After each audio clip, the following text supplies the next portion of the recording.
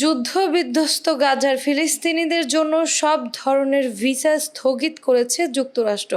মার্কিন পররাষ্ট্র মন্ত্রণালয় জানিয়েছে, পর্যালোচনা শেষ না হওয়া পর্যন্ত গাজার নাগরিকদের আর কোনো ভিসা দেওয়া হবে না।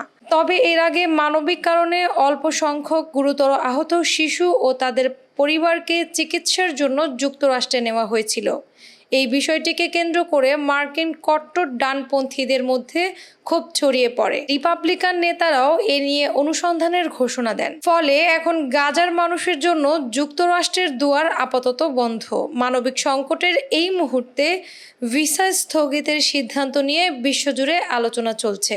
অ্যানি আক্তার, বাংলা বাজার পত্রিকা।